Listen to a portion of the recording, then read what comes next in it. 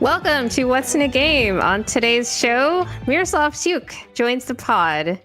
Team Serbia has been eliminated. Was this a shocking result for the tournament favorite, or was the writing on the wall the whole time? And then, is Team Serbia's title window closed in international play? What is next for Team Serbia? Stay tuned to find out. Welcome back to What's in a Game. I'm Grace Jean here with my co-host Will Jones, as always. And today we have a very, very, very special guest, a new friend of the pod, Miroslav Ćuk, host of the DNVR Nuggets Serbian Corner podcast. How are you doing today, Miroslav? I'm doing way better than what I did a week ago. So I'm not sure. You've had time to let it settle in. I'm not sure if that qualifies for feeling great, but yeah, I'm feeling better for sure. Well, like emotions are a very relative thing, right? Yeah, exactly. Will, how are you doing? Because the last time we talked, really, was the last time we potted, was right before Serbia was headed into the knockout rounds, and obviously they've been eliminated since then, and we've seen some other NBA stars advance and some get eliminated as recently as like 5 minutes ago also, because the tournament is still going on. How are you feeling emotionally with the basketball, and also like maybe none of it matters to you at all? Well, I was definitely interested in this tournament primarily for Serbia and Jokic, of course, so it does take a little bit of the wind out of my sails when it comes to EuroBasket, but it's still like a great tournament and great basketball. So I want to watch these games as they get closer to the final, and all that. And we'll see if we want to get, revenge for Serbia, who we want to see get eliminated and things of that nature, and do some hate watching, perhaps.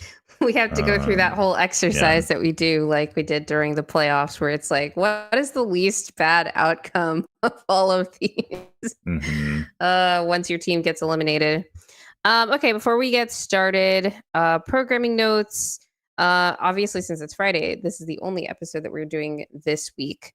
We're currently working on a slate of guests to help close out the off season, heading into training camp, media day, and preseason for the Denver Nuggets, for all of the NBA, obviously heading into opening night.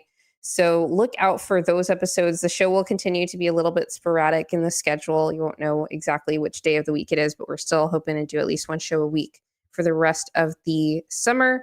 And we'll probably try to stabilize that once the season starts and have like set days and stuff. But, especially when it comes to guests, we try to just make things as easy as possible for them. But please do us a favor and hit the like and subscribe buttons. Really helps us out with the algorithm as we try to grow the channel so that we can keep getting awesome guests like Miroslav to come on the show and talk some hoops. Our next goal is 1,500 subs. We're currently at just over 1,100, which is super cool. So yeah, please help us out. Hit that subscribe button.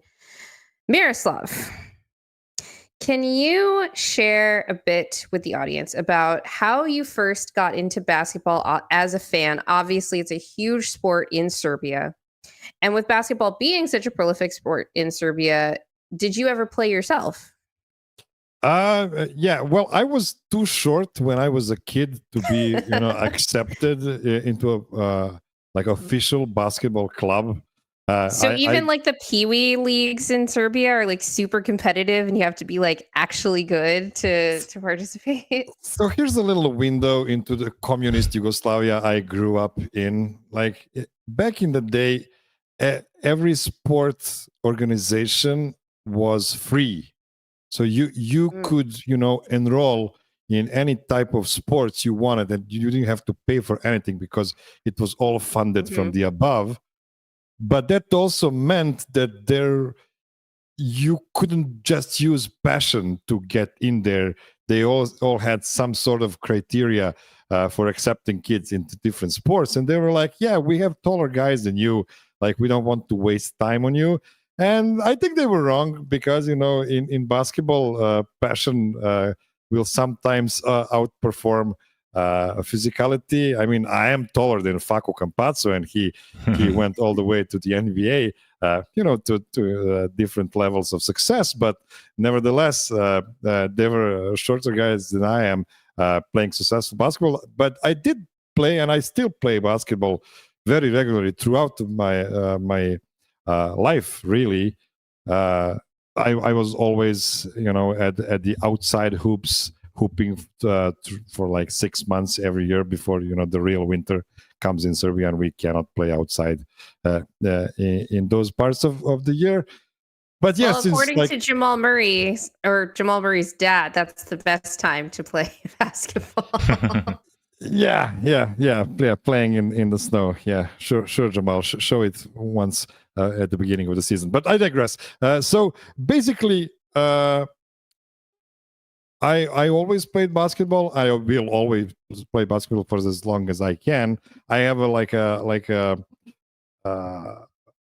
pickup game, regular pickup game every Saturday since 2017. So basically, all of my late 30s and my early 40s have been like regular basketball years.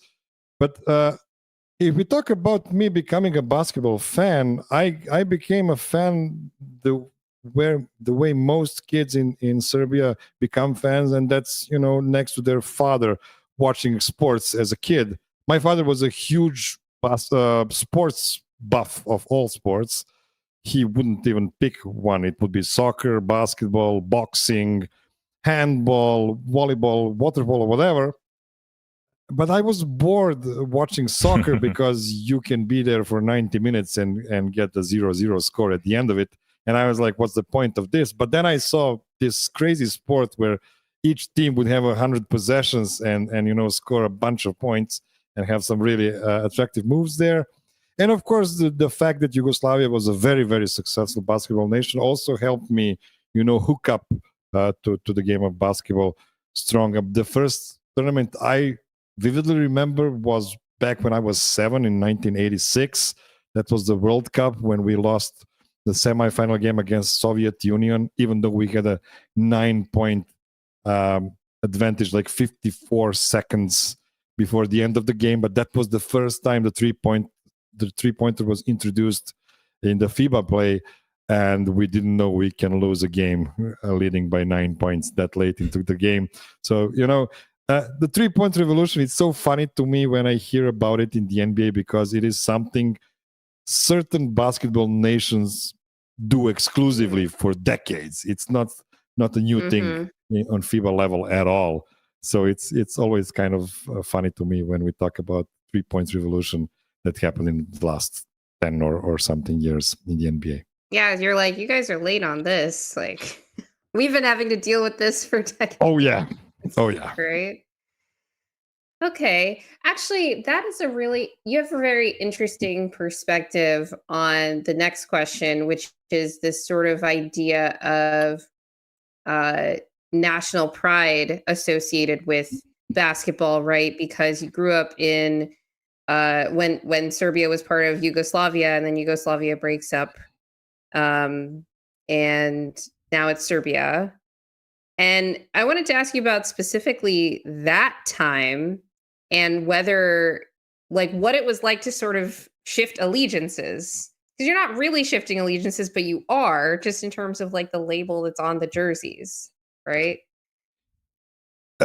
So here's the thing. The big Yugoslavia was there up until I was 12. And we got like 3 gold medals in 4 years just before the big Yugoslavia World Cup. And then we got a period between 91 and 95 when we had no international competition at all, because there were some international sanctions against Belgrade and Serbia. Right. So our teams couldn't play at all. And those were my formative years, because you can imagine at the age of 16, you will either become a sports fanatic or you just won't. And you will move on to, I guess, better things in life. But in 95, there was a comeback. It was a EuroBasket in 95 in Greece, and Serbia wasn't there because they couldn't qualify for it. But Greek Basketball Federation is a great friend of Serbian Basketball Federation, so they wanted to help Serbia, or it was called small Yugoslavia at that moment, to reach the EuroBasket nevertheless. So what they did, they expanded the tournament from 12 teams to 14 teams, so they could add a couple of more teams to qualify for it. So Serbia or Yugoslavia had this extremely short window of time to prep for that qualifying tournament that happened in Bulgaria. And long story short, Yugoslavia and Turkey, I believe, were the two teams that qualified through that last tournament. And now there's me, a 16-year-old that was craving basketball for 4 years. I was actually watching, our players playing in international leagues because I was craving my guys. Like we had a couple of guys in Djordjevic and Danilovic who were playing in Italy in that time, and we were watching Italian basketball league because that was the only way we could have watched our, best guys back then. So the tournament came. Yugoslavia was really good. Lithuania was really good. Croatia was really good. You had Kukoc and Raja in Croatia. You had Sabonis and Marčiulionis in Lithuania. And we had our guys, Divac, Djordjevic, Danilovic, Paspalj, Savic, Bodiroga, and so on. And it all came to the final game between Yugoslavia and Lithuania. And the problem with that game was on the same day, my friend Sonia from high school had her birthday party planned for that same day. So we all came to the party, but we had no intention on staying at the party. We just wanted to watch the TV in the living room. And she was super mad at us because we were only concentrated on basketball. That's a really private story. But in the end, it was one of the most glorious games of my life. Yugoslavia won 96-90. Sasha Djordjevic scored 41 points on 9 of 12 threes. As I said, 3-point revolution came way earlier in FIBA than in the 12 NBA. is a lot of attempts. Yeah, 12 attempts in a 40-minute game. Yeah, Yeah. exactly. So, we had like one game with Toni Kukoc scoring 11 or 12 threes, scoring, not trying, like a couple of years before that. So, we used to do stuff like that before. And, I just got hooked on it. And, because I was depraved from it for a couple of years, the feeling was even stronger. And as you said, it was kind of a different allegiance, but at the same time, it was still most of the same guys. And we just moved on into new types of countries we were supporting. And luckily it lasted all the way to 2002. And then since for the past 23 years, we do have several medals in that period, but no gold medals. And that's the only real goal for, a successful nation like our used to be, at least. So not as big as a switch of allegiances as maybe it seems from the outset. It wasn't as hard as maybe we imagine. Follow the same guys, as Red and White's comments. I mean, we didn't move to another continent. We're still, rooting for the guys born in the same area. It's just like the country just became smaller, and that's the only real difference. Were there any players growing up that you're like, man, if this was still Yugoslavia, they'd be on my team, but they're my enemy now, that that kind of stand out in your head over the years? I mean, I used to salivate above that kind of thought. Like I was always thinking of assembling the old Yugoslavian team, in modern times. And you know what? Maybe one day we'll get a chance to get at least if somebody gets retired, so he calls all the guys from the different parts of Yugoslavia and say let's play Yugoslavia versus the world and see what's going to happen. Even if it's like a friendly game or whatever, let's just have that sort of a feeling once more. But that would be a hell of a team. And it's especially because Europe has changed greatly since those successful times. It's not that these guys right now are not as good as the guys 20 years ago were. I actually think that there's an argument to be said that current Serbian team is pretty similar in quality to the teams that were winning gold medals in the 90s and early 2000s.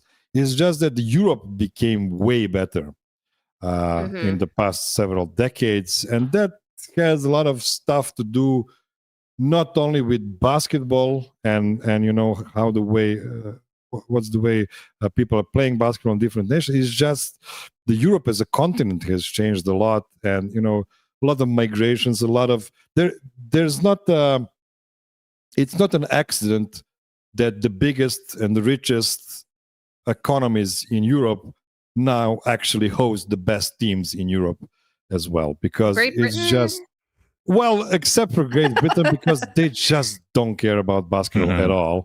Like even they have some players, they have some NBA players. They don't want to play for the Brits. Right. Like but you're talking about the Frances and the played Germanys. Yes, the France, Germany, the Spain, and Italy to a certain extent Italy. as well. Yeah. Those are now the big nations in Europe, and everybody else needs to figure out a way to compete with them on a regular basis again. So earlier you talked about during that drought when the team was sanctioned for international play, you were craving watching your guys. You were checking them out in their international leagues. Now, Nikola Jokic had yet to, if I'm correct, play with the senior national team by the time he came over to the Denver Nuggets. But is that how you started watching the Denver Nuggets? Was through following Jokic, or what was that story like? And how did you become whatever you would name your affiliation with the Denver Nuggets, whether you'd consider yourself a fan or someone that is like a fan of Jokic that follows the team, that kind of thing? And obviously you host a weekly podcast with the DNVR Nuggets through that podcast network. So how did all of that come to be in your sort of relationship to that team? Oh, I absolutely became a Denver Nuggets diehard, like for life. But I have to say something. I used to be a Sacramento King diehard before, because back in the late 90s, early 2000s, we had Peja Stojakovic and Vlade Divac on that team that was playing amazing basketball under Rick Adelman, father of David Adelman, and that's a great connection for me. That is a crazy connection. it was pretty much a European style offense on Sacramento Kings back in the day. They had 5 guys who all can pass, shoot, and dribble. It was really awesome to watch. And so I have to be fair about it, because I would never become a Nuggets fan if Joker didn't come across to the Nuggets. But at the same time, I have to say about me watching Denver Nuggets, I did follow them pretty closely in Joker's rookie season. But the moment I actually exploded as a future Nuggets fan was the Olympics in 2016, because that's when I realized, oh, this guy is for real. Like this guy is not just like a cute rookie that got more minutes than he was hoping for because Nurkic was injured. This guy is for real. This guy was already the best player on Team Serbia at that moment. The problem is, was he a starter in 2016? No, he wasn't. Right. He was playing off the bench because of the seniority in the Serbian national team. This is the reason why Nikola Topic didn't play at all this year for Team Serbia, because there are guys who are more senior to him on the team, and as long as they play, the young guy is having a difficult time of coming in the team. Nikola was there, basically 6th guy on this tournament. He had a couple of guys in front of him in Raduljica, in Mačvan, who were a couple of really good bigs that were like dominant in the under 19, under 20, under 21 teams. They were literally crushing everybody. They were the world champions in, I believe, 2000 and oh god, what was the year? They actually beat Steph Curry and DeAndre Jordan and and some other future NBA stars as youngsters. But I digress again. So this is when I realized, oh, this guy is for real. I'm going to really concentrate on these Denver Nuggets. And you know what? The time of watching the games actually works perfectly for me as a family guy, because the games are during the night and there are no other, obligations for me to do during the night. So I have the time to do it. And especially when you watch it on NBA League Pass, like we can in Europe, you can fast forward through the timeouts and stuff like that. So you don't have to start the game at 3:30. You can start it at 4:30 and then just watch it in a 90-minute span, which is not that time consuming as it is watching it live. So there was no worry. There was no worry about the Nuggets and your familiarity with them. They weren't always the greatest team, so there was no Jokic is great, but he's on the Nuggets. But thankfully you turned it around. I never cared about who the great team is. I just needed to have certain type of connection to a team to be the fan of that team. I could say I was kind of a Lakers fan when Vlade Divac was playing there, but he was never the main guy on that team. So I was like, okay, that's fine. I liked him more on Charlotte Hornets and after that on the Kings. But my first real NBA crush, if I can say it like that, my first favorite NBA player was David Robinson for the San Antonio Spurs. He came into the league in 91, and that was the time when I was able to watch the NBA games the first time, because we got like satellite dishes and stuff like that, so we could have watched games. Back then he was like a 25-year-old rookie, because he came into the NBA pretty late. But he was my favorite guy. I used to be a San Antonio fan as well, never watching those damn Lakers or Celtics or whatever. Like, screw those guys. I need a real connection to an NBA team to be rooting for it. So do you normally watch games live or on a delay then through League Pass? And which do you prefer? I had two eras. Uh-huh. I started watching every game live around that fastest triple-double in history, when Joker had a triple-double in like 15 and a half minutes against Milwaukee back in early 2017.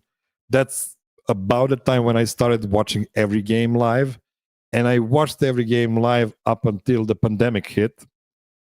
And then I had COVID at one point in the late 2020, and I fell in love with sleeping because of COVID. And I haven't watched a lot of regular season games live since.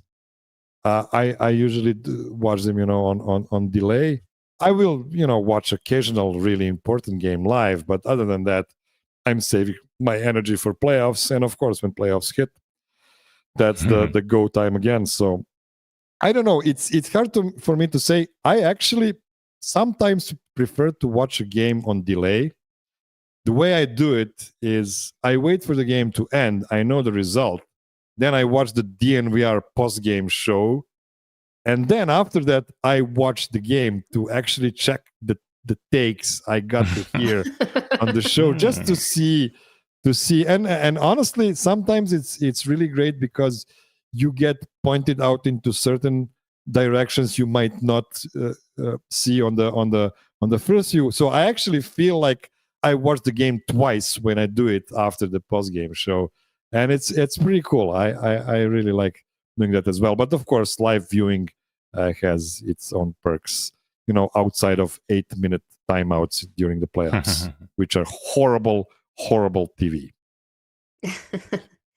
Yeah, well, they are very long. I've been watching more American football lately, and I'm like, I feel like there are more commercial breaks, but they're all shorter than in the NBA. Like, their longest break is like still shorter than like the average break in the NBA, even when they're not having like one of those crazy games where there's like clock issues for 20 minutes in a row.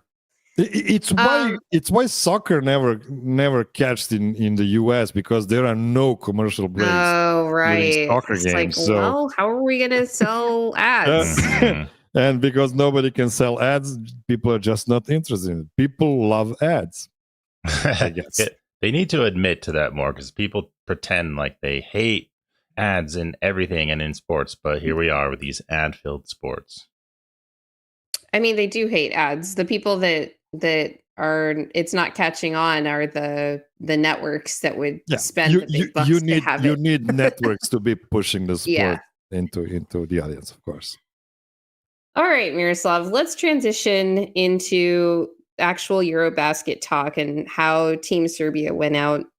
On a recent episode, I think it was on Serbian Corner. It might have been on one of your recent appearances on the DNVR post-game show, actually. You said that it wouldn't necessarily be a popular thing to say, but you were relieved when the Nuggets got eliminated in the playoffs this last year. And I feel like I felt pretty similarly, but I think my reasons were probably different than yours. So I'm giving you an opportunity to explain yourself here relative to, and I think you talked about this a little bit, wanting Jokic to be able to ramp up for national team activities. No, that wasn't the reason. The reason I got relieved is because I'm an old man and I cannot handle the stress as well as I used to in my younger ages. The level of stress is the same, but the way my body copes with it is way weaker.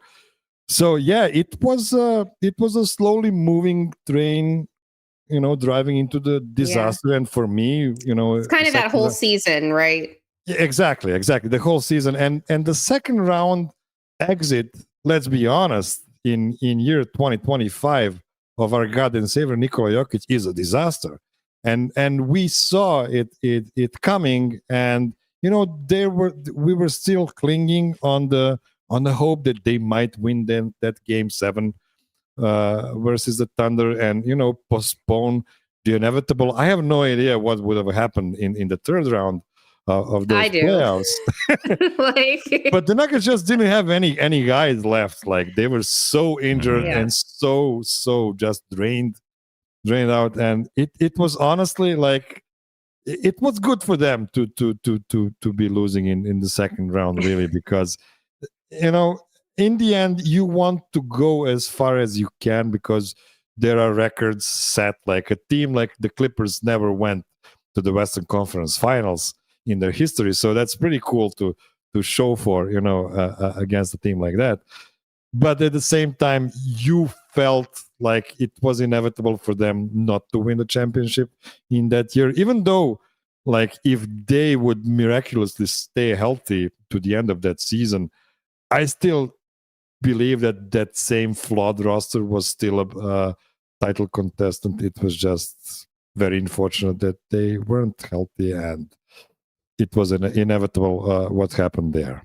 And then pretty similar feeling happened to we did this Team Serbia as well, even though, and I still believe they were the best team coming into the tournament, but the loss of Bogdan Bogdanovic hit them so hard.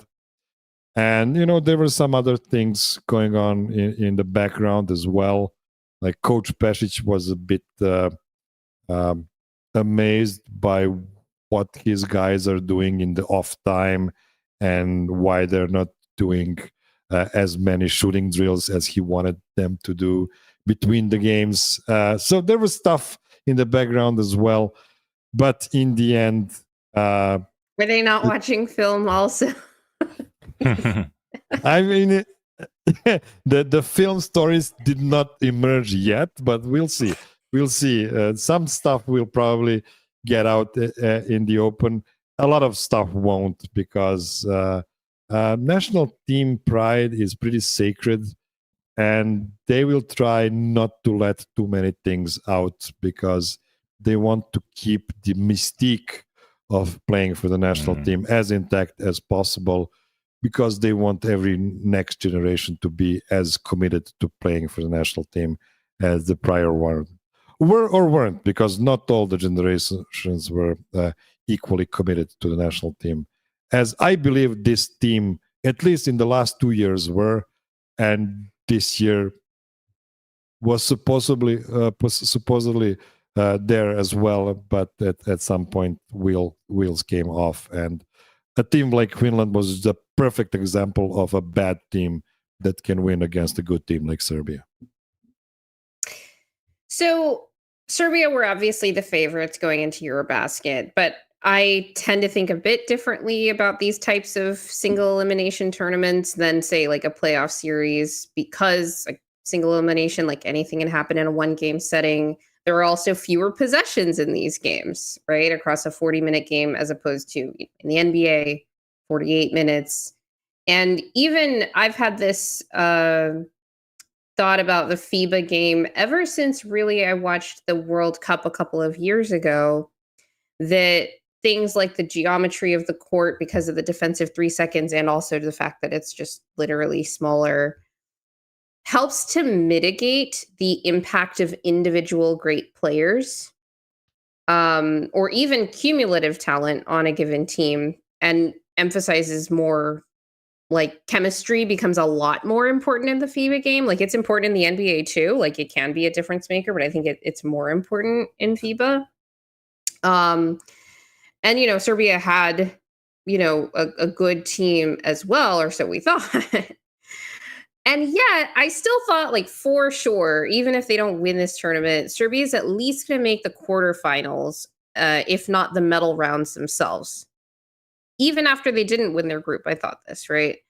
And I've heard you mention a lot of low-level anxiety within Serbia over this tournament that's going into it, right? Like, this is what was sort of the sentiment even during the warm-up games. But where were you on the sort of confidence spectrum in not necessarily the team's ability to, like, win the whole thing, but, like, at least their ability to make it further than they did? And were you surprised relative to your initial expectation? Maybe not, like, after the group stage, based on how they looked in a couple of those games, but from your initial expectation, as to, like, the floor of this team with how early they went out in this tournament. This is how the Team Serbia is similar to the Nuggets. One more layer to it. We're just no longer good when we are favorites. This was the best chance for Serbia to win gold medal. And it's strange to say it, since 2022. And 2022 is when they disappointed as well. They had all their horses. Well, they didn't have Bogdan Bogdanovic in 2022. They have everybody else ready to win that EuroBasket tournament, and they just didn't. They lost at EuroBasket in the top 16 stage as well, which was a disaster. In Serbia, they had 2 great tournaments after that, in the World Cup and the Olympics. So we were hoping, okay, let's build on that. And it was a big hoorah, really, because all the experienced guys were there. There was no place for a youngster like Topic. We wanted to have all 12 guys you can rely on. And I actually think that coaching staff did a pretty good job preparing the defensive scheme for this team. Everybody is screaming about them letting other teams shoot a lot of threes. Well, Team Serbia is not exactly an athletic team that can cover all those grounds. They had to live with something, and they decided to pack the paint and leave the corners semi-open, the way the Nuggets do, really, as well. And the one constant in both of those teams is Nikola Jokic. You cannot play scramble defense with Jokic on your team. You have to count for his foot speed on defense. And I actually thought the one big problem they had in that kind of defense was they were trying to switch all. And we know from watching the Nuggets for years that switch all with Joker doesn't work very well. the Nuggets switch all except for 1 and 5 pick and roll. They never switch that. They always try to help from the side. I was going to say, like, I don't know that we know that much because it just doesn't really happen except in like late clock situations or like, let's throw them off for a couple of possessions. It's not usually like the base scheme for an entire game, or even an entire quarter. Yes. And this is where the big problem actually happened, because when you take Joker and put him all the way to the 3-point line, even though the 3-point line is considerably shorter compared to the NBA 3-point line, you have your best rebounder defending on the perimeter. And the only thing really I was afraid of before the tournament started was the fact that all the other Serbian big guys are just soft on rebounds. It's a treat of everybody from Milutinov to Nikola Jovic to Petrushev to Vukcevic. All of those guys are tall, but they're not good rebounders. They're not the guys that are going to get all of the 50-50 balls. And when you have Joker all the way on the 3-point line, you actually lost most of your defensive rebounding. Mm-hmm. And we saw that in the most critical way against Finland. Like the vast majority. Mm-hmm. Yeah. And as I said, Finland is not a new thing. We've had those teams shooting a lot of threes before. It's just that those teams weren't as athletic as they are now. And because, Europe was just a different continent. And at the same time, those teams are more prolific. They have better coaching now. Those young coaches from the Scandinavian countries did a marvelous job on this tournament. Sweden played well as well.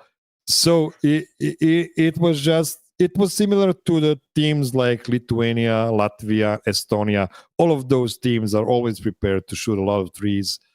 And, it used to not be a problem to a team like Yugoslavia or Serbia from 20 years ago, but nowadays those questions become more important and more dire. Can I just ask real quickly, when you say they're soft at rebounding, is it just like you said, they're not athletic enough? Is it like a focus thing that you saw? Because sometimes I just saw maybe there was a play there to be made and they just kind of missed it. Where did you kind of land on that? It's the intensity of those players. I believe Nikola Jovic is going to be a good rebounder, but he's still too young. He is still just 22. He needs to grow a bit from that. And I actually put on Twitter line today that Team Turkey has everything they need to win the EuroBasket, because they have the top level talent in Şengün and Larkin. They have, depth in Jedi Osman and Ersan Osmani, Arimbona, Sipahi, all of those guys. They have great coaching in their coach Ergin Ataman, but they also have the fanaticism needed for this kind of tournament to be won. And Serbia did not have the fanaticism, at least not in the 2 elimination games, but because really game against Turkey was also an elimination game of sorts, because it was determining who is going to be the number 1 seed from the group, and that number 1 seed in Turkey got a way easier schedule up until the semifinal, and even in the semifinal they didn't have to face Germany because they won against Serbia in the group stage, and now they're going to play for the gold medal, and Serbia, is back home a week ago. Right. I want to talk a little bit more about the rebounding issue that they had against Finland, because I do think it's an interesting thing schematically, and also to talk more about the roster. You've already talked a bit about the backline rebounding behind Jokic as he's getting pulled out to the perimeter there. Finland was able to grab 20 offensive rebounds in a 40-minute game. For reference, and it took me a while to find a site that would actually get me this number, and then I figured out how to use NBA.com's convoluted stats searches. Out of 1,230 games in the NBA last season, regular season, there were 58 games where either team grabbed 20 offensive rebounds. So it's like top 4%, right? And that's in a 48-minute game. Right? And Serbia gave that up in their first super high leverage game of the tournament. Maybe you would say the second super high leverage game, Miroslav, because of how important that game was against Turkey in the group stage. Now, I understand your thing about the other front court players, because outside of Jokic and Milutinov, the front court is quite young, which is not something that I'd considered. Milutinov, though, he is not young, and he has some of the same issues on the glass, some of them. But I think that his issues were less about intensity and more about not being able to meet the athleticism of some of these other teams, because Finland in particular, it wasn't just their bigs that were beating our bigs on the inside. A lot of the time, the perimeter guys were just darting in to grab these offensive rebounds. And this is a dynamic that I noted also with the Oklahoma City Thunder in certain games of the playoffs, particularly against the Pacers, but they probably did it in earlier rounds as well, where they were a lot more intentional, it seemed like, on crashing the offensive glass to make up for their problems on the defensive glass that just remain because they play smaller. Even with Hartenstein out there, they are not a great defensive rebounding team. They're actually a bottom 10 defensive rebounding team, right? And so this question of whether you can play, there's playing big, playing small, playing just in the middle, Goldilocks style, I guess, is when you go big and the other team tries to force you to go smaller by playing small, playing 5 out and spacing you out and doing all of that stuff. Can they completely just wipe out your advantage on the glass by having all of their perimeter guys crashing? Because Serbia, even when they weren't playing their double big lineups, were a substantially bigger team than most teams in the tournament, including Finland, which is not a particularly large team. They were about normal size, in my opinion, right? But Serbia basically plays triple big, depending on, if they have both Petrusev and Jovic out there. And so I felt like some of those issues on the glass should have been mitigated by each other, by having some kind of cumulative thing going on out there. But, and this was something that really bothered me about how Pesic played the end of that game, you had lineups that instead included Micic and Jovic, Stefan Jovic, to be clear. No Alexa, which he's smaller, but he's also quick.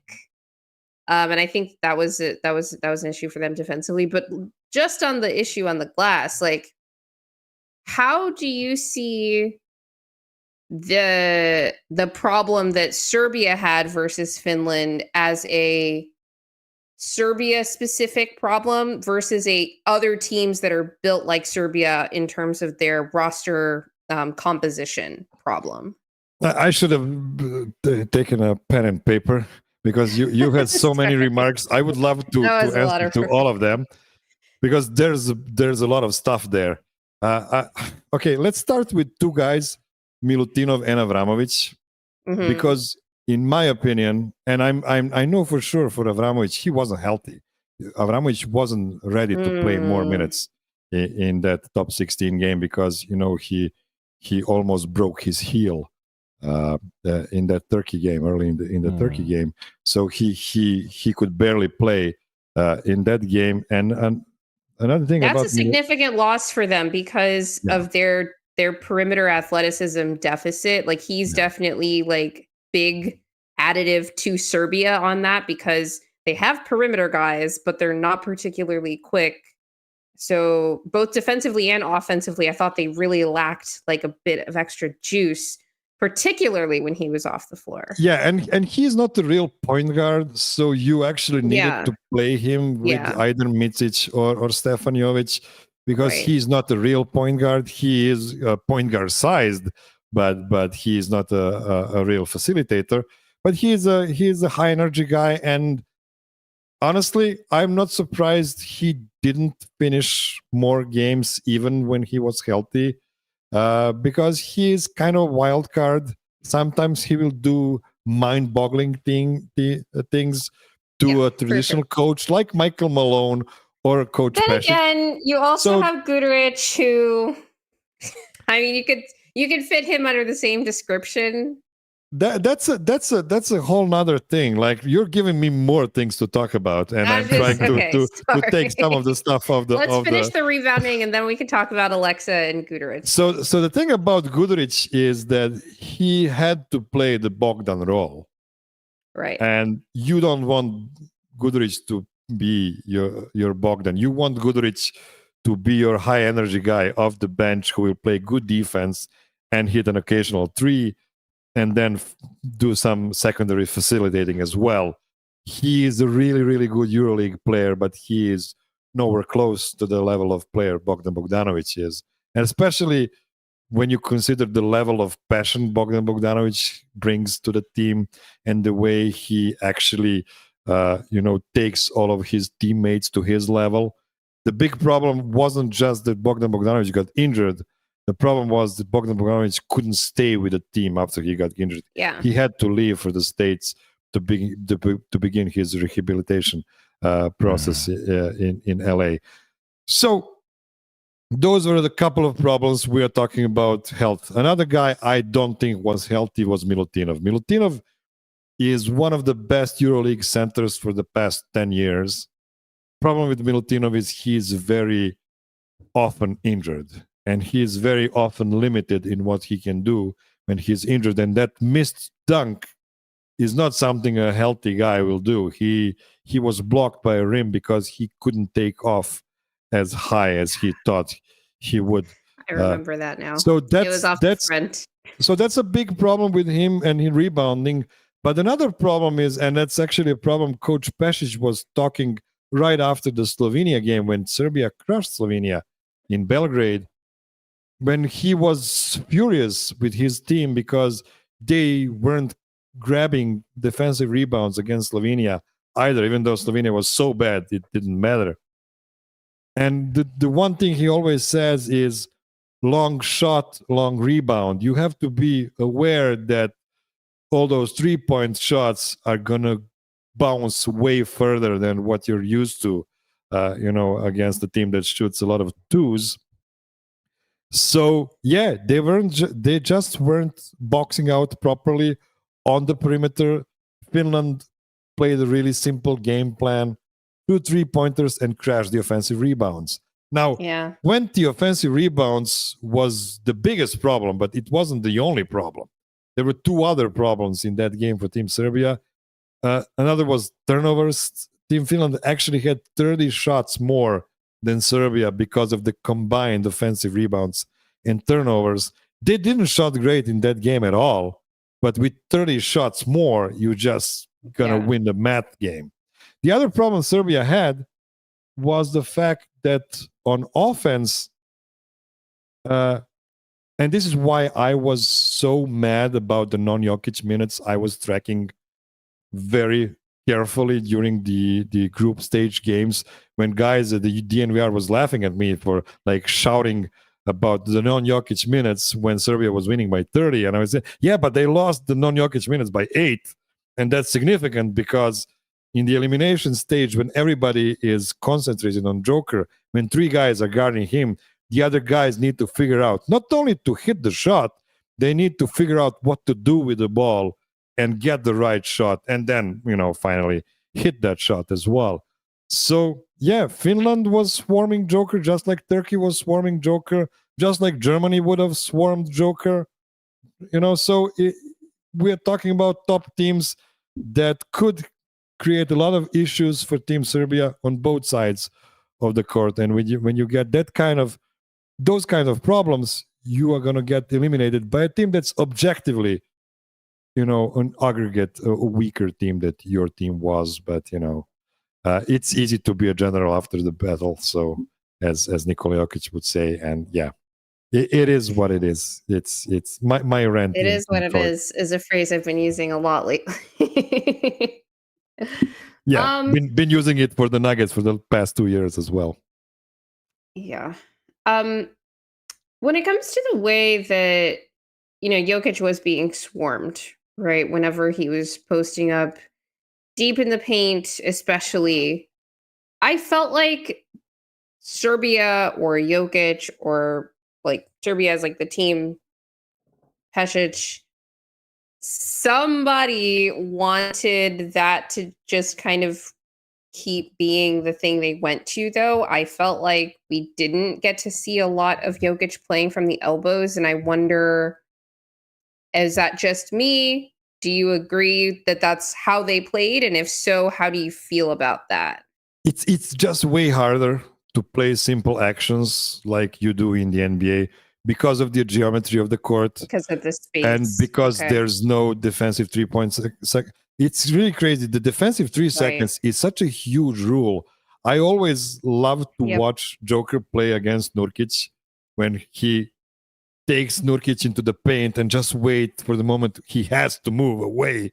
And he just, takes a layup at that moment. It's the way the NBA is designed to be a soap opera and not a sport competition. We want nice things to be happening all the time. So we've removed the rules that can take the games into the mud of the 90s, if you want, or the 80s in the NBA. Those games were not very enjoyable to watch when you think about it. So they did a lot of things. So don't you worry.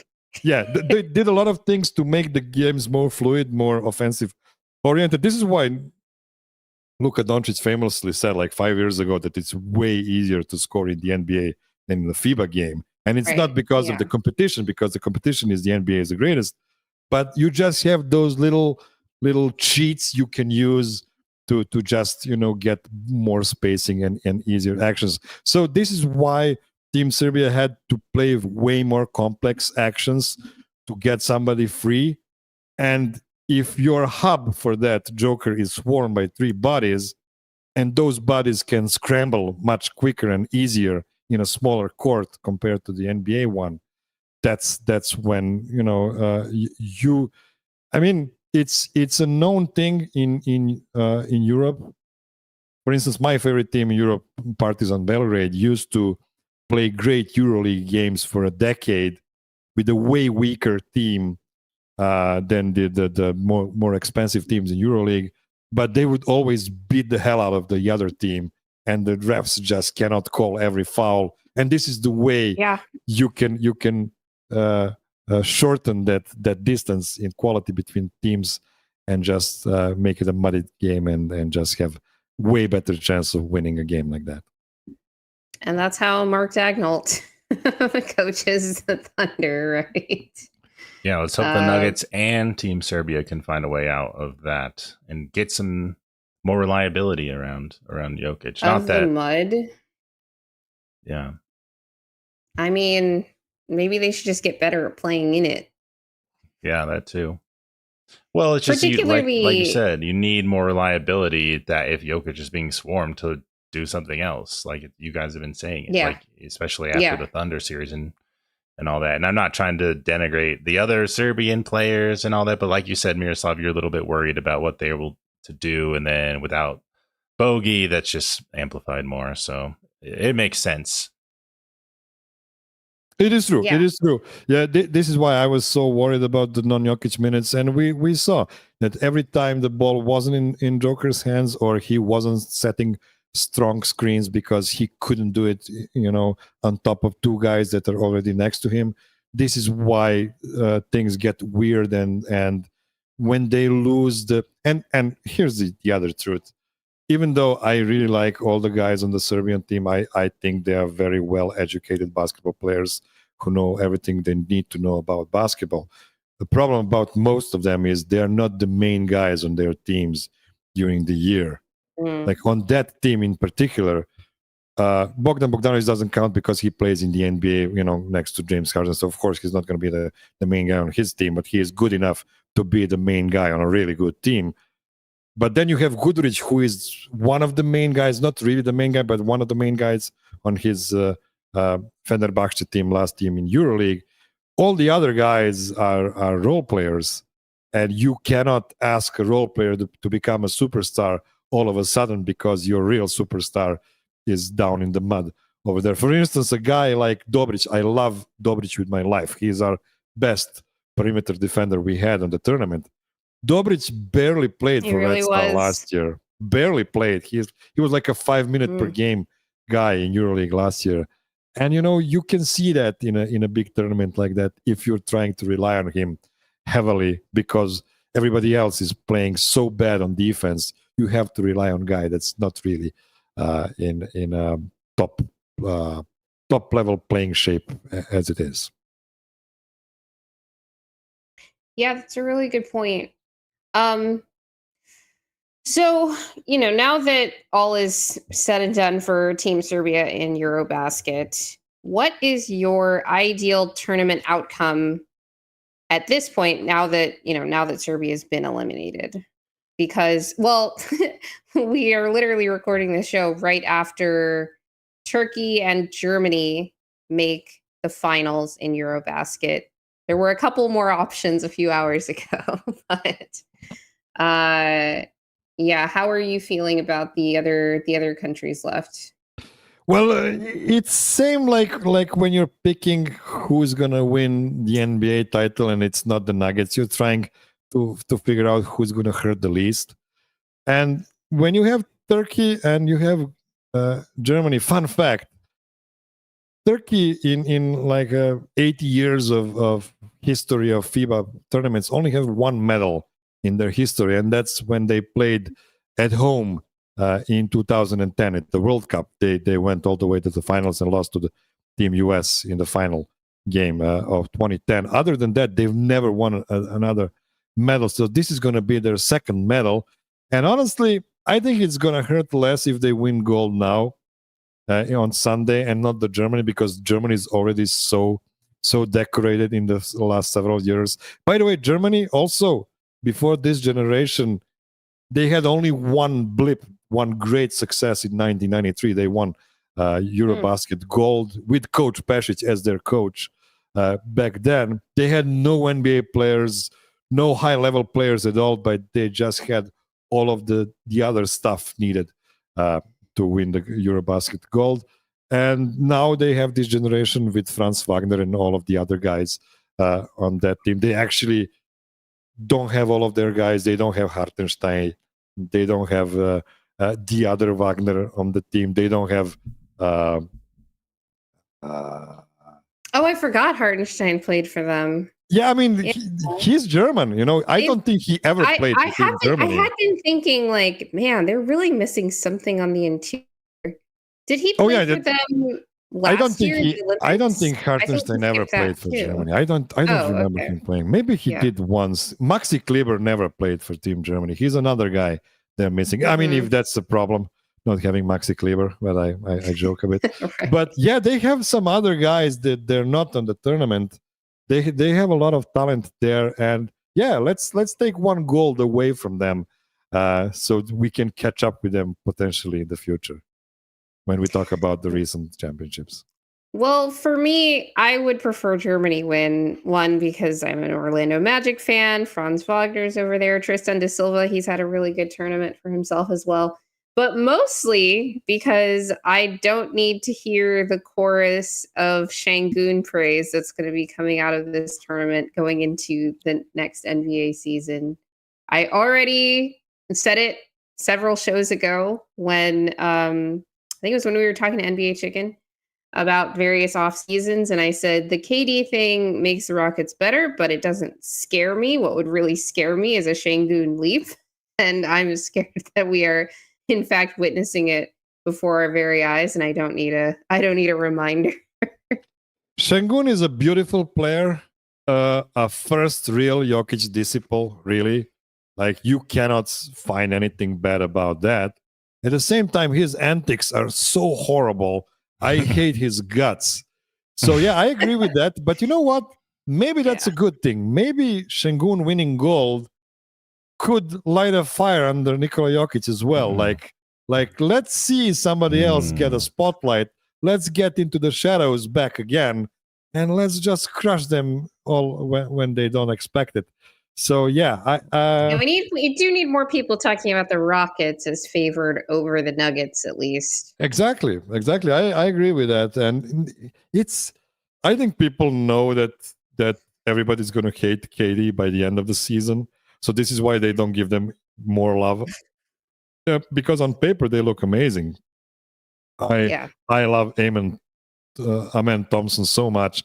Like that's a really, really fun team.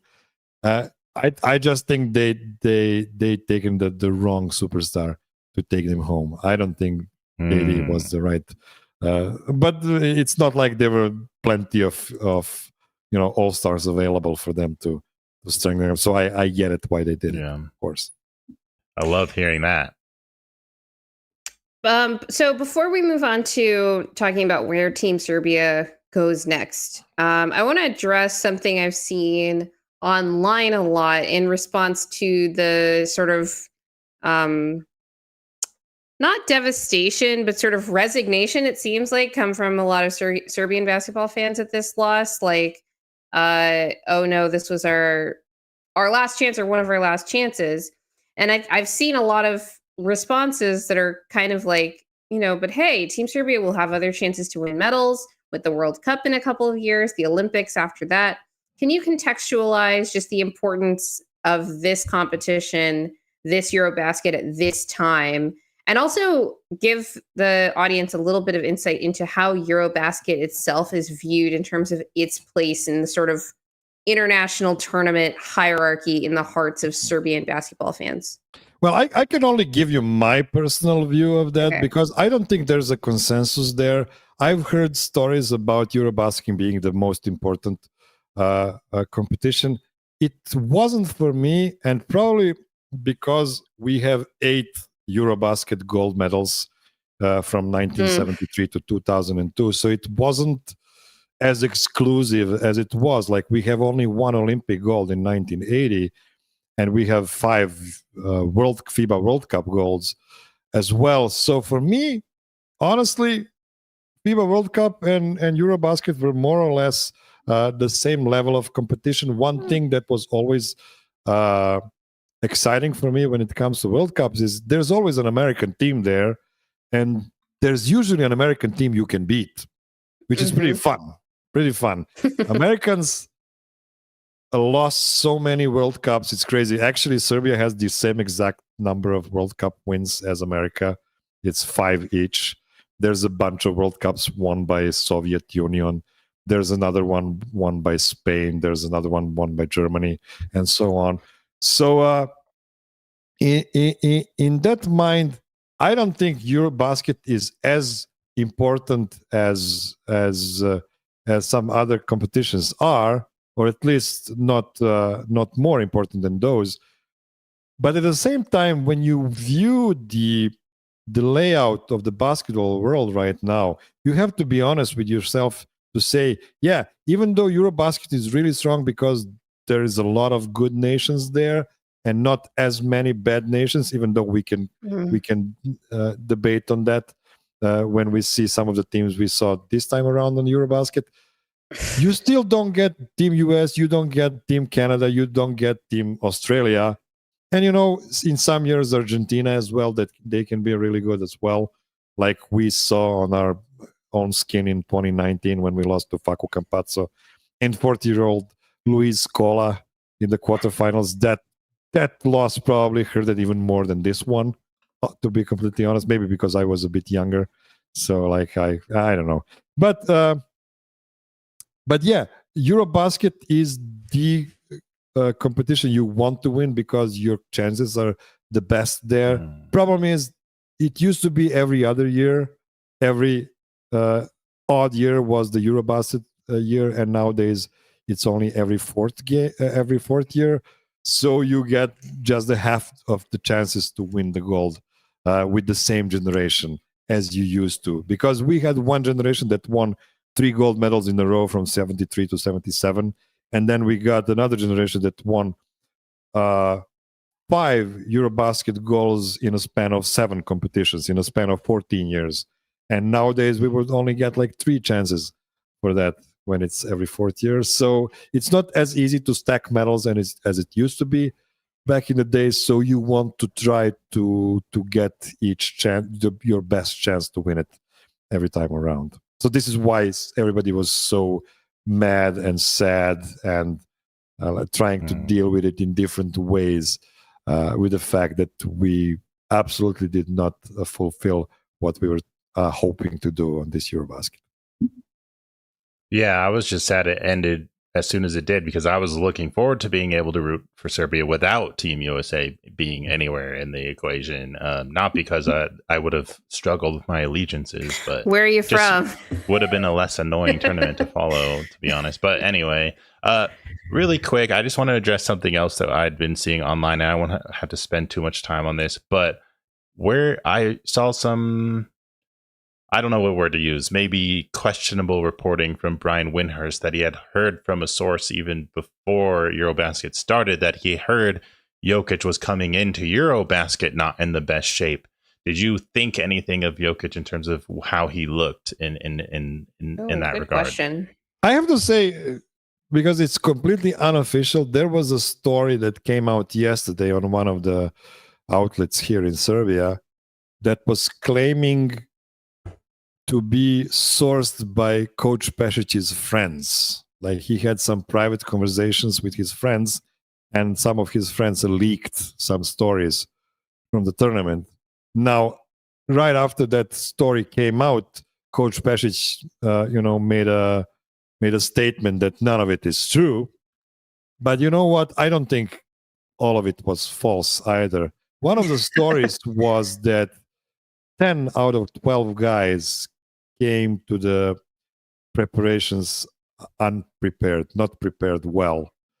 And Coach Pešic actually mentioned that on his presser after the Slovenia game, that this prep period was really, really challenging for Team Serbia, because many of the players played their last game many months ago. Like a guy like Vasa Micic played his last game in February. And, he did not work for a solid 5 months before the EuroBasket, and then he got hurt. So that was also a big problem there. He said that the only 2 guys that came in top shape for the tournament were Bogdan Bogdanovic and Marinkovic. And we lost one of those guys in the tournament. And I only got to make one Marinkovic tweet this summer. Marinkovic didn't play a lot either. Yeah. So that was pretty damning. There was also some stories that I don't know if I even should talk about it, but it's out in the open. It's like Coach Pešic mentioned at one moment that his guys didn't go to a shooting practice. They decided to go to a church and pray before the game. They thought that would help them more. And you know what?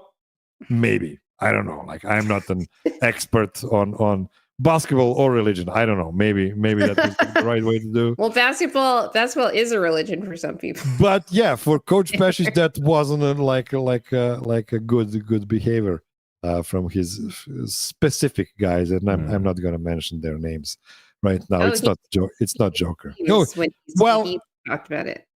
It is in the article that he said was false. Okay. So, he said was false. Okay, I see. Yeah. So of course he will say all of it is false because it wasn't, on the record. And to be fair, like, stuff that's not on the record shouldn't be reported. He pulled a Calvin Booth. Well, Calvin Booth there was that said his stuff with his chest, but yeah, he also said some of the stuff. He was like, you weren't supposed to be recording. You weren't supposed to have this stuff on the record. I'm pretty sure he was asked in that, was it a Summer League interview, if he like said things were off the record, and he's like, things were supposed to be understood to be off the record. And I'm like, have you ever watched a television show, sir? That's not how reporters work. Yeah. They're gonna run away with a story if there is one. Yeah. And he gave them one for sure. in that instance, for sure. Yeah. All right, let's move on to the next segment here. Where do they go from here?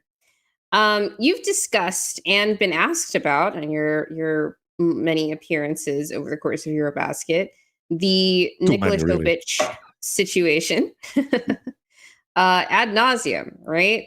Guard play, as we've discussed, was a real weak spot for Serbia, even when they were the favorites, heading into the tournament. This is even before Bogdan's injury, before a sort of near miss for Alexa as well. Offensively, all of the reliable creation on this team was on the interior, and it's really just Jokic, because you don't necessarily trust the other guys to like create a lot like reliably. That's the key word here on the interior either. They lacked both reliable self-creation and those that could make plays for others. And that was like a big thing that stood out to me when, you've got like Guduric can have his scoring games for sure. And he can even try to make some plays between him and Jokic. Micic, same thing. Although, he had his, he had like a rough tournament, especially coming in right off of an injury and not really getting to really ramp up. But they didn't really have anybody that you could reliably say, okay, when there are three guys on Jokic, this guy is definitely going to get the ball to the open man, right? Instead of like, I don't know what to do now that I can't get the ball to Jokic and I can't create for myself. I think both of these things obviously make life easier for the other guys on the team, whether it's a scorer that can just take some of the scoring pressure off of Jokic or off of the other guys on the team, or somebody that can constantly be creating advantages from the perimeter for Jokic or for other guys on the team.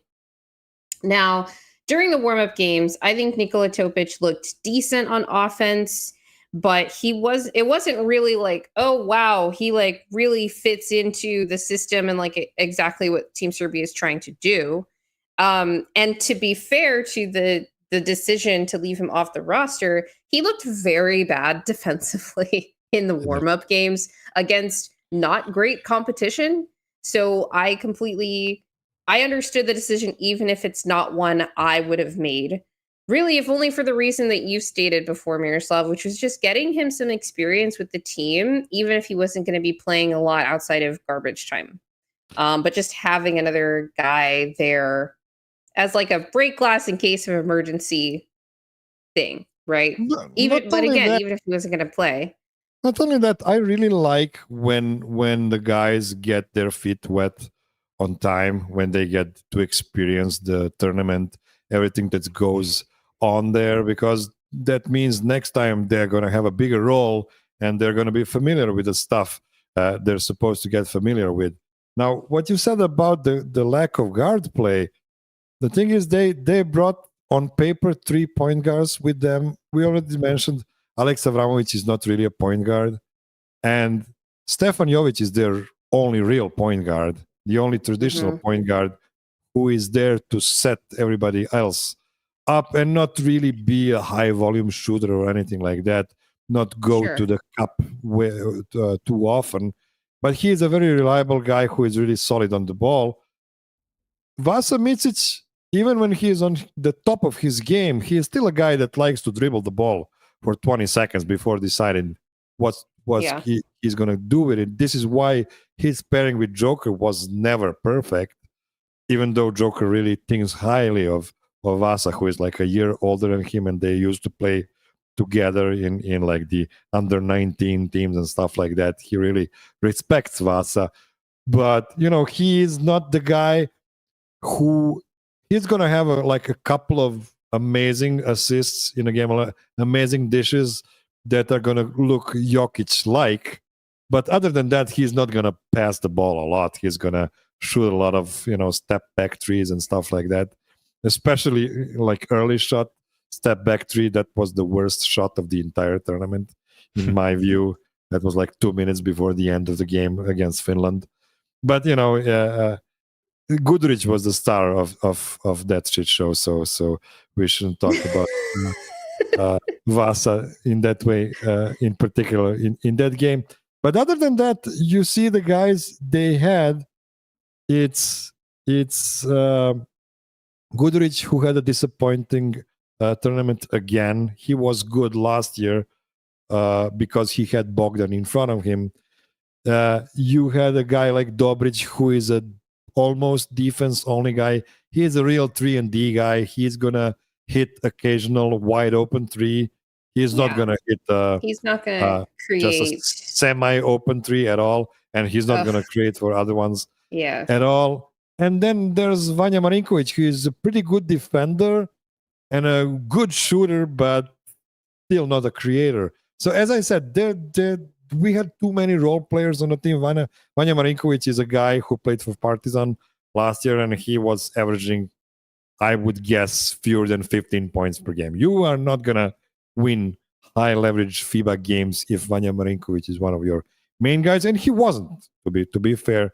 That was Goodrich, and we saw what happened. The problem with Goodrich is he is so passionate about playing for the national team. He is so much thinking about every move of his. He is just in his head. He is so extremely hesitant on everything, and that's like the best on way open to win the game. Or open passes. Yeah, and he didn't take some of those open shots and open passes, and this is why he had to yank like 6 3-pointers in the last 3 minutes and miss all of them. And yeah, that's the kind of the tournament he had, unfortunately. Right. But, even, just going back to Topic, even if he himself wouldn't have been a difference maker in this EuroBasket tournament. Yeah, he wouldn't, yeah. Where are all of the younger guards in Serbia? Because it's not like young players weren't participating on this team, right? Jovic, who he's been playing with the national team for a couple of years now, so there's that. But Vukcevic, I didn't think that he was going to make the team before the warm-up games. Then I saw how well he played. I'm like, okay, not surprised at all. But I just thought, like, oh, he's so young. He doesn't really have that experience with the national team. That's not going to happen. But he played his role well in the warm-up games, made it and all that. And they seem to have at least some like up and coming, not centers, but bigs, these young bigs coming up. But in terms of shot creating guards, that's where I see a lot less of that than, say, EuroBasket 2022. And just wondering, like, what's going on with the pipeline for that particular position, for like the point guard, or even just like scoring guards as well. Well, the ball handling, facilitating, shot ready, triple threat guys are the hardest to find in Europe. Right. They don't grow on trees. This is why almost every European team on EuroBasket has an American player. They employ Americans to play their point guards usually. Like Slovenia is a different kind of team because they usually take like a lob threat center for Luka at the position of American in the team. Team Serbia is not the team that wanted to import a guy at any point of its history, which might be a wrong decision if they want to compete going forward. Because as I said, those guys don't grow on trees, and you need to figure out a way to create a cohesive team that's going to be able to play against all the other teams. Team Turkey wouldn't be nearly as good without Shane Larkin. Like, without the threat of the crazy Shane Larkin, who's always ready to shoot a 3-pointer from 30 feet and hit most of those. So that threat helps a lot to Alperen Şengün, who's having a great tournament, but it wouldn't look the same without him. So it's not easy. And in Europe, not only in Serbia, in whole of Europe, we think about national teams in the Olympic cycles, 4-year cycles. And the new cycle starts next year when there are going to be qualification games for the World Cup. And then in 2027, it's going to be the World Cup. 2028 is going to be the Olympics. And 2029 is going to be the end of the cycle with another EuroBasket. And we in Serbia need to think in that Olympic cycle to see what kind of guys we are going to have there. You mentioned we had 3 young guys on the team. Petrushev is 25, and then Petrushev as well, and then Jovic and Vukcevic at 22. And those guys are going to be in their prime for the next cycle for sure. I'm not sure about Vukcevic, to be honest, because he is not very highly regarded in Serbia at all. But he had great preparations, as you mentioned, and this is why he deserved the place in EuroBasket. But the other guys are mostly on the wrong side of the 30. So you have Joker, who's going to be 32 in the next World Cup. You have Bogdanovic, who's going to be 36, I think, in the next World Cup. That's way past his prime. Micic is going to be 33. Milutinov is going to be 33. Guduric is going to be 32 or whatever. So we are not talking. I don't think we can take all of those guys into the next cycle. We need to figure out a way to get the team a bit younger, a bit more athletic, hopefully, particularly on the perimeter. Yes, but also on the inside as well. We need to figure out a way to play faster. We need to figure out a way to have a 5-out lineup without Joker on the court, because you still have to survive 6 to 8 minutes without Joker on the court in every FIBA game. And if you're trying to play with a traditional 5, you're just going to need to find a guy who's going to play way better than what Milutinov played in this tournament. And also, you shouldn't gamble with double big lineups or triple big lineups, as you mentioned. We actually had a couple of minutes with all of Jokic, Milutinov, and Nikola Jovic on the court at the same time. That's in the NBA, 2 5s and 1 4. And Jovic will sometime play the 5 in the NBA as well. So that's pretty crazy. And they still couldn't catch any rebounds against Finland. So, so what's the point? What we need the most right now is a young coach ready to teach modern basketball. And there are already some talks with a coach called Dusan Olimpijevic, who is coaching in Turkey and in EuroCup, so not EuroLeague, EuroCup, second level of playing Europe. But he's a great coach that could, install passion and want to into the new generation of players. And hopefully that generation is still going to be, strengthened by Joker, by Jovic, by some other guys. And hopefully they're not going to just gather experience. They're going to be able to compete for medals pretty soon as well. Because we've been in this situation before. In 2007, we had a pretty bad EuroBasket experience. Then we didn't qualify for the 2008 Olympics. And then in 2009, we came with a very, very young team. Nobody expected anything from them, and they got to the silver medals. Playing extremely big, by the way. Not like Jokic big, but we had like 5 guys that were 6'7" or taller in the lineup. We had some real guards that were like 6'7", 6'8" in that tournament. And this is the way we found a way to win a medal there. So I wouldn't say there's no hope for Serbia to win medals in the next 3 competitions in 26, 27, and 28. It's just that this was a better chance compared to those that are coming, I think. Any bigs that you see coming up? We have a question from the chat. Miroslav, that is a good question. That is a good question, honestly.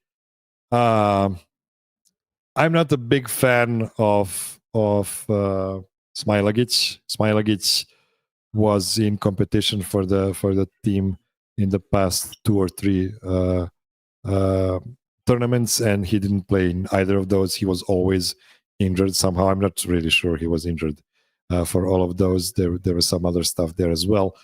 We don't have another Jokic, if that's the question. Like, we don't have anybody lined up. We do have this guy, Pavle Batskov, who is like one of the greatest potentials at the center point. He's playing for EuroBasket right now. He's going to be great, but he is like 18 right now. So I don't expect him to be the lead guy in the national team very soon. So yeah, there are some guys coming into the pipeline, but you also need to have those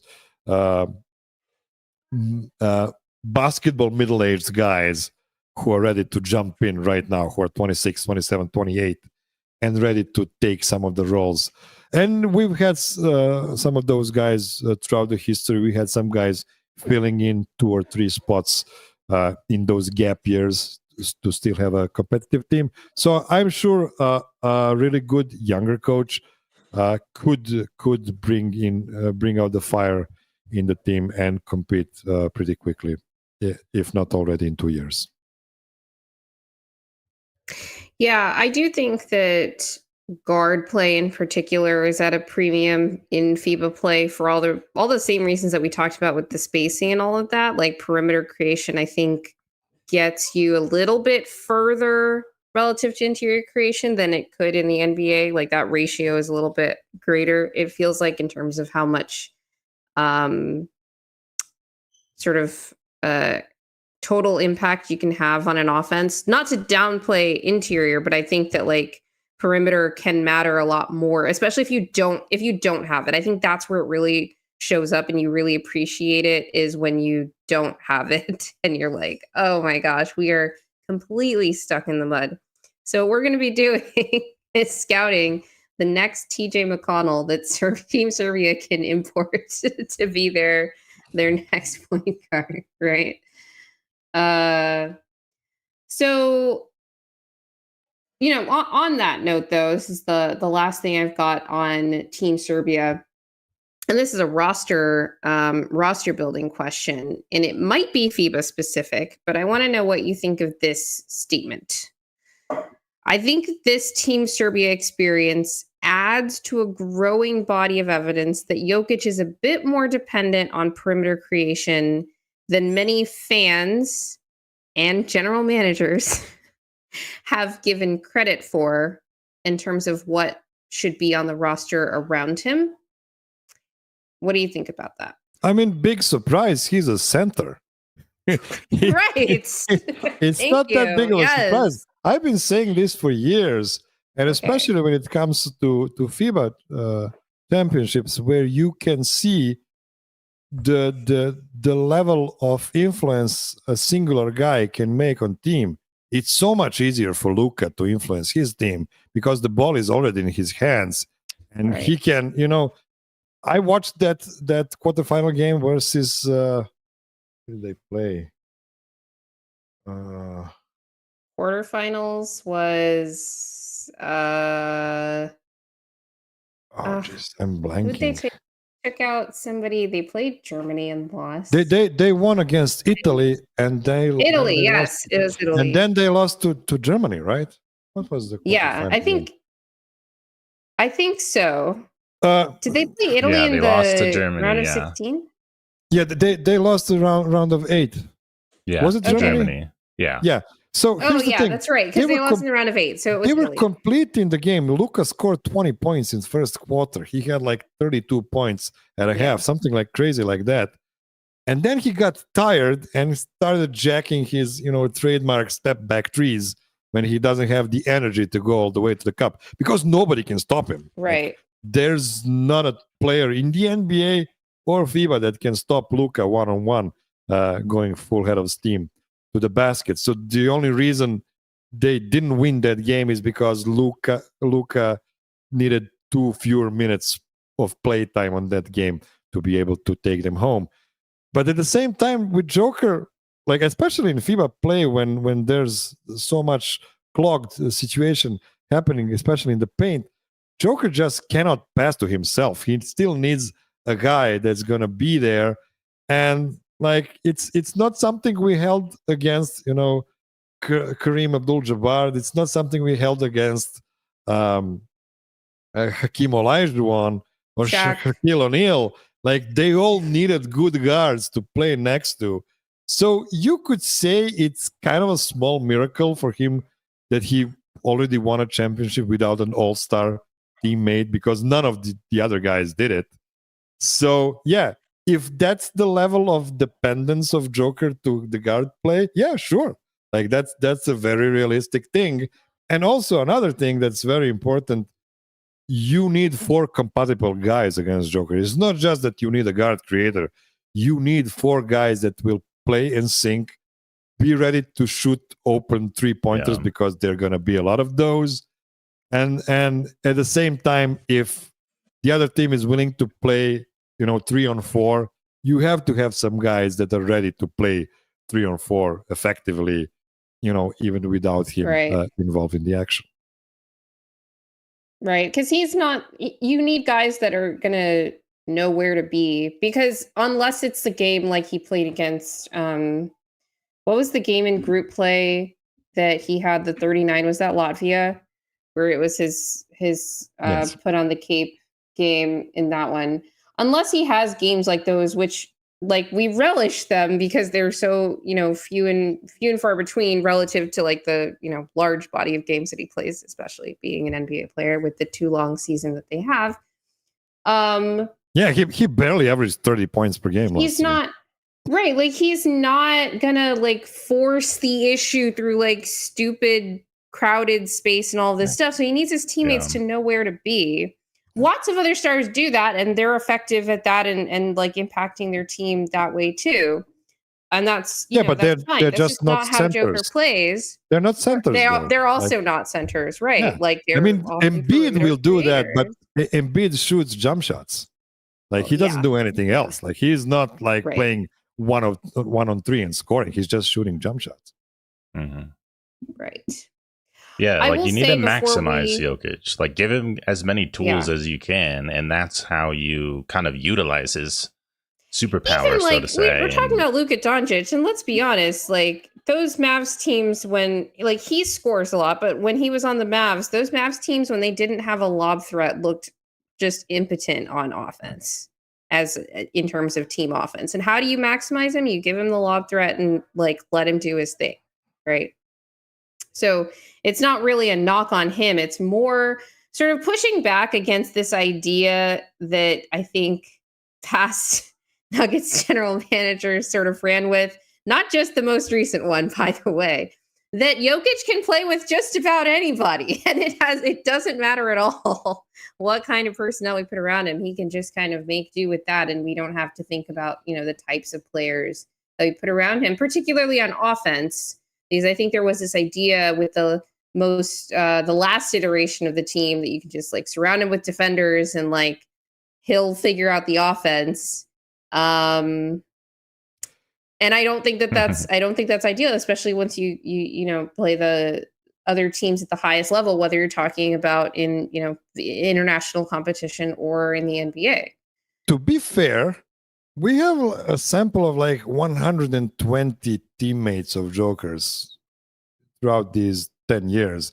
And there's like 2 guys that had negative net rating next to Joker out of those 120. So this is the reason. Stand out, by the way. I mean, it's like Trey Lyles and it's Emmanuel Mudiay. And that's it. Like even Torrey Craig found a way to be a positive next to Joker. Not a big positive though, but still a positive. I will say that those numbers do shift a bit in the playoff settings, where like the quality of that player themselves does matter to them being able to be a positive impact on the floor, even next to Joker. Yeah, and to be fair, we only have a large sample of Michael Malone's playoff rotations where he would play very few guys and just play them into the ground. And if everybody is healthy, that can work from time to time, like in 2023. But I think this year is going to be extremely important. This is a big hoorah for the Nuggets as well.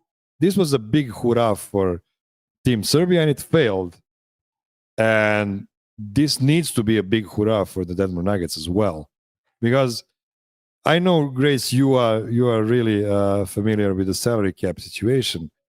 The Denver Nuggets are probably not going to be as good season after this one. Like, they're going to lose some guys because they will not be able to extend them, and God knows what kind of minimum contract guys they're going to be able to sign next year. They might be good again, but probably not. Like, when we extend Christian Brown, we're going to have to make certain hard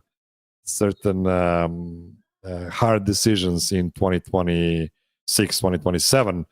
But so this is why I say this is a big hurrah season for the Denver Nuggets, and it needs to go well. We are full of optimism because we like all of the guys. At least I like all of the guys that are signed in this offseason or traded for.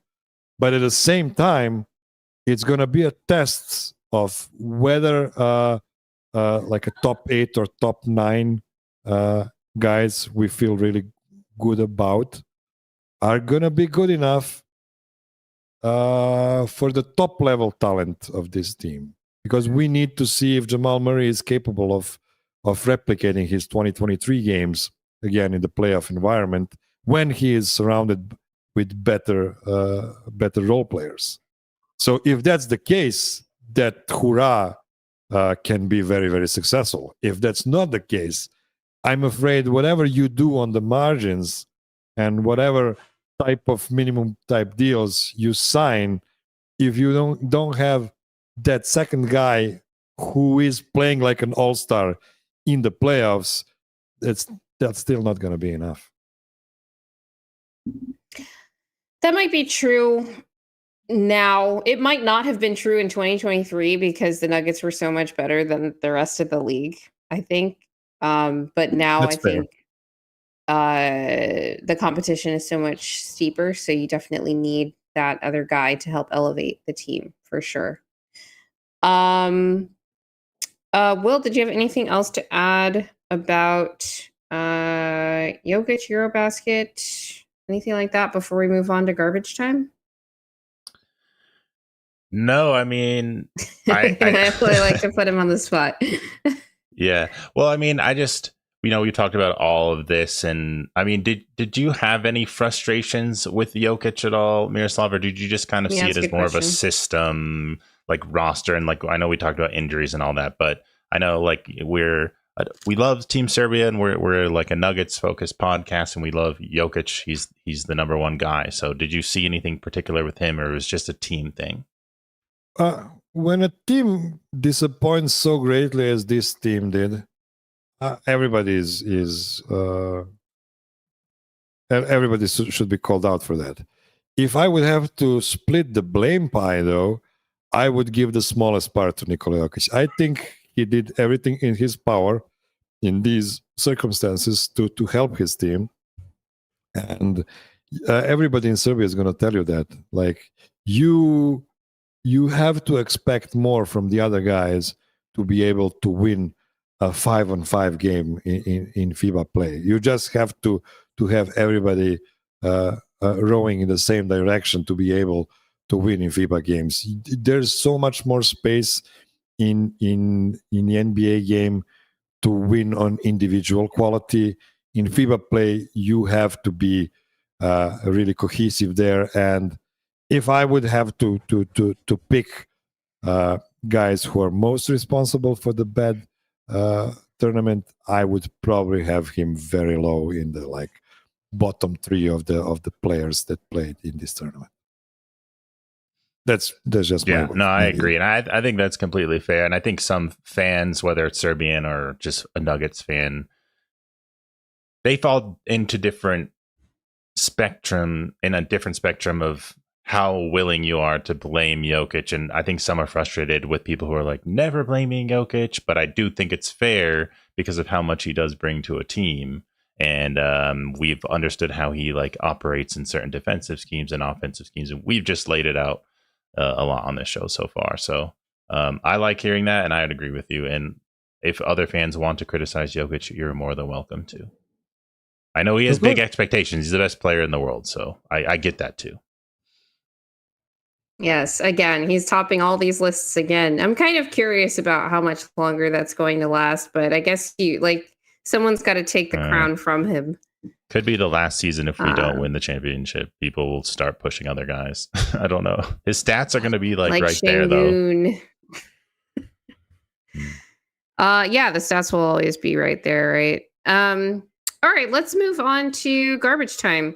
So I want to hit just one topic for this. I was going to talk a little bit about what's going on with the qualifying offer situations for some of the restricted free agents this summer, but we've done a lot of contract talk in recent shows, and I think I'll save that one for next time. But I want to talk about the NBA's new rule on end of quarter heaves, where these shots won't count toward individual field goal attempts when they're missed. They will count if they're made. I just wanted to, before we get into the discussion on it, I wanted to address one thing that it has nothing to do with what Jokic did last season. They actually were piloting this new rule in the G League last year with the intention of implementing it in the NBA this upcoming season, and now it's just official. Jokic did lead the league in heaves this last year. I forgot if he broke the record that Steph set in, was it 2016 season? Did he break that record? Yeah, I believe he did break it. Yeah, I believe he did break it this year. For total heave attempts, right? And he hit, like, by the official definition, like 2 of them, because it's just the ones that came, I think they only count the makes from shots that were beyond the half court line, but he obviously made lots of end of quarter shots from like 40 feet plus this season that were just kind of spectacular. Miroslav, how do you feel about this rule change? I've heard some people say it's the coward's way out to change the rule itself. I kind of disagree with that myself, but I want to give you the floor. I hate it. I hate it with all my heart because it gives an out to cowards who didn't want to break their 3-point percentage. F those guys. Like, those guys are not trying to help their team by making an extra percentage point of chance of winning the game because they might hit a 3-pointer at a halftime or after first or second quarter. So this is just an easy out for those guys because they're putting themselves in front of the team. Now, it's easy for Joker to say that because he's already, leaps and bounds above everybody in efficiency. So it really doesn't affect his, 3-point shot percentage that much. But at the same time, even with those heaves, he was 41% from the 3-point line last year, which is pretty crazy. He was like top 5 in 3-point percentage for most of the season, and then he dropped off in the end. I believe more so because of the total number of attempts or something like that. There was a reason why he couldn't be as high at the end as he was at the beginning. But I just hate it because F you, Devin Booker, for never trying to hit the half-court heave. Like, you are just being selfish there by protecting your three-point percentage. Like, who cares? Who cares and by the way, for years there's a way to filter out heaves anyway in basketball reference. And they do. If you want to. So what's the point? Like, teams are smart. Teams are looking at the non-heave threes when they're looking at 3-point percentages. They're not dumb idiots that do not understand how to read stats. Teams are way more advanced in stats than we are, and we are getting more advanced every year. So yeah, I hate the rule. I think but again, it's the same like everything in the NBA. It's a soap opera. People like to see heaves, and let's give them heaves and not make our guys, mad about losing a percentage point here or there. So I just hate it. You actually make a good point about who some of these cowards are, because I wasn't really thinking about the Devin Bookers of the world that, like, oh yeah, you have the ball in your hands in those last second shots a lot, and you're not really high up there on the heave boards. I was more thinking about players that like don't get opportunities to shoot a lot and they're barely on the floor and don't make money. Those young guys players are as not in that well. position, Yeah.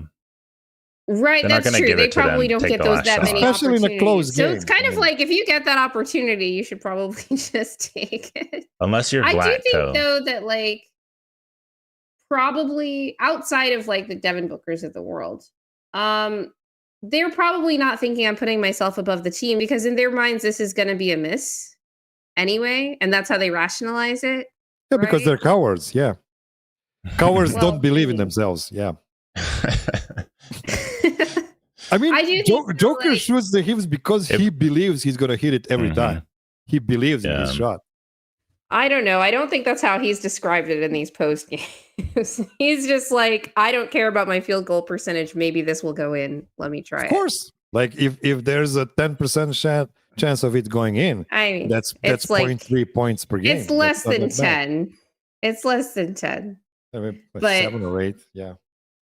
I do think though I like the rule change because we'll just get more heaves now, right? If you want to change the system, you change the incentive. That like it or not, individual stats decide millions of dollars for some of these guys, especially Not the heaves. No. No, I firmly don't believe. the right. Heaves. But in their minds, Yeah. it's also those same guys that only take the wide open threes. It's the same thing, right? Like Luke Kennard. You know what? You know what? The other thing that makes me really mad is not the fact that they don't shoot a three, is that they pretend to try to shoot it. Yeah, I don't like that either. That's the I'm like, worst part. Like I just just hold hate it. They delay Let's it hold so it it. doesn't Someone has to count. go Yeah. fetch the ball when you do that. You know you're not going to shoot it on time, so just why bother? Yeah, that definitely bothers me. Don't give me the performative.